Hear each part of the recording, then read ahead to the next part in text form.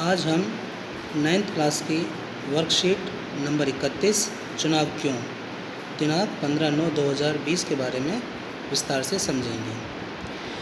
जैसा कि आप जानते हैं कि चुनाव के अर्थ को जानने से पहले आपको एक और अर्थ यानी कि लोकतंत्र के बारे में पता होना चाहिए कि लोकतंत्र किसे कहते हैं। लोकतंत्र का अर्थ है लोक यानी कि जनता, जनता के द्वारा चुनी हुई सरकार जनता के लिए, ये लोकतंत्र कहा जाता है। किसी भी लोकतंत्र में नियमित अंतराल पर चुनाव होते हैं। यहाँ जो शब्द आता है नियमित अंतराल, इसका अर्थ है कि यदि कोई सरकार अपने पूर्ण बहुमत से आती है तो 5 साल तक अपने पद पर बनी रहती है और उसके बाद 5 साल पूरे होने पर हमारे देश के अंदर चुनावी व्यवस्था को चुनाव आयोग देखता है।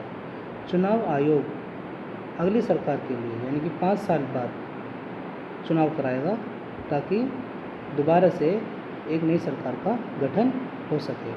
तो चुनाव कराने की जो जिम्मेदारी है वो चुनाव आयोग की है। फिर से समझिए, किसी भी लोकतंत्र में नियमित अंतराल पर चुनाव होते हैं, यानी कि हमारे देश के अंदर जो शासन व्यवस्था है सरकार की वो 5 साल है, यानी कि 5 साल के अंतराल पर सरकार चुनी जाती है और चुनाव होते हैं।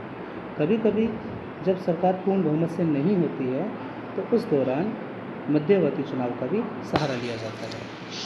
आपने मध्यवर्ती चुनाव के बारे में पिछली वर्कशीट में पढ़ा होगा। मध्यवर्ती चुनाव का अर्थ है कि यदि कोई सरकार अपना बहुमत पूरा नहीं कर पाती है तो उसको 5 साल से पहले अपने चुनाव कराने होते हैं दोबारा, उसे मध्यवर्ती चुनाव कहते हैं। यानी कि 5 साल के बीच में या कभी भी जब भी चुनाव आयोग चाहता है नई सरकार के गठन के लिए ताकि सरकार पूर्ण बहुमत से आ सके। चुनाव एक ऐसी व्यवस्था है जिसमें लोग अपने प्रतिनिधियों का चुनाव करते हैं।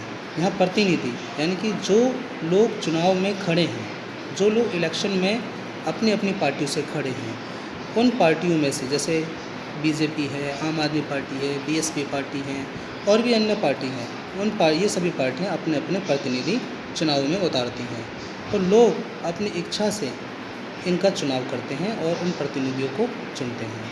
चुने हुए प्रतिनिधि लोगों की पसंद के हैं या नहीं और लोगों की इच्छा के अनुसार शासन करते हैं या नहीं, इन सब बातों के कारण प्रतिनिधित्व वाले लोकतंत्र में चुनाव जरूरी हो जाता है। मतदाता के पक्ष में तर्क, यानी कि मतदाता के लिए क्या फ़ायदा है। वे अपने लिए कानून बनाने वालों का चुनाव कर सकते हैं। अब वे सरकार बनाने और बड़े फैसले करने वालों का चुनाव कर सकते हैं। वे सरकार और उसके द्वारा बनने वाली कानूनों का दिशा निर्देश करने वाली पार्टी का चुनाव कर सकते हैं। अब आपके पास आता है चुनाव को लोकतांत्रिक बनाने के आधार। जैसा कि मैंने आपको बताया कि भारत में चुनाव कराने की जो जिम्मेदारी है वो चुनाव आयोग की है। अब चुनाव आयोग इस जिम्मेदारी के लिए इन कौन से कार्य करता है ताकि चुनाव सही तरीके से हो। सबसे पहले आता है चुनाव स्वतंत्र और निष्पक्ष ढंग से कराए जाने चाहिए, यानी किसी पर किसी का जोर जबरदस्ती, डर या भय इस प्रकार की कोई व्यवस्था नहीं होनी चाहिए। हर किसी को मत का अधिकार हो, हर मत का मोल समान हो।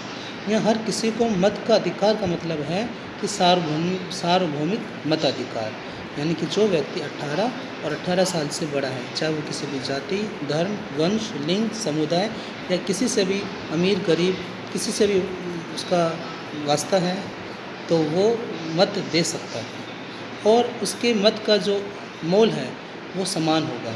ये नहीं कि अमीर का मत ज़्यादा होगा, गरीब, सबके मत का जो मोल होगा वो इक्वल होगा। चुनाव का अवसर नियमित अंतराल पर मिलता रहे, यानी कि हर प्रत्येक 5 साल के अंदर नई सरकार के गठन के लिए चुनाव कराए जाने चाहिए। चुनाव में मतदाताओं को अपनी पसंद के उम्मीदवार चुनने का विकल्प उपलब्ध हो।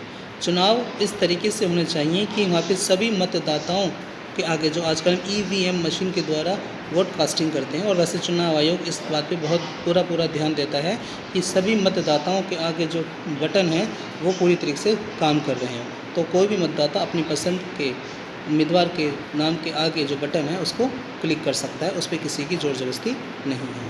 अब बताइए, क्या राजनीतिक प्रतिद्वंद्विता या प्रतियोगिता अच्छी चीज़ है? ये बिल्कुल भी अच्छी नहीं है, क्योंकि इससे जो अच्छे व्यक्ति होते हैं, जो समाज की सेवा करना चाहते हैं, वो किसी वजह से चुनाव नहीं लड़ पाते।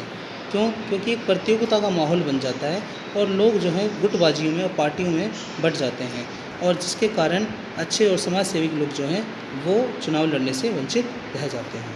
अब आता है, चुनाव प्रक्रिया से आप क्या समझते हैं? चुनाव प्रक्रिया यानी कि चुनाव प्रक्रिया का अर्थ ये है कि चुनावों को किस तरीके से कराया जाना चाहिए और चुनाव आयोग चुनाव कराने के लिए क्या-क्या कार्य करता है। लोकतंत्र में चुनाव क्यों ज़रूरी है? क्योंकि अपनी बातों को रखना, अपने लिए कानूनों को बनवाना, या जो आपको उसमें देखा मतदाताओं के जो तर्क हैं, अपने लिए कानून बनाने वालों का चुनाव करना, हम कोई भी कार्य अकेले नहीं कर सकते और हमें इसकी ज़िम्मेदारी किसी न किसी को देनी होती है। और लोकतंत्र में चुनाव इसलिए ज़रूरी होता है क्योंकि हम अपनी पसंद की सरकार चुन सकते हैं। प्रश्न 3 आता है, किन आधार पर चुनाव को लोकतांत्रिक बनाया जा सकता है?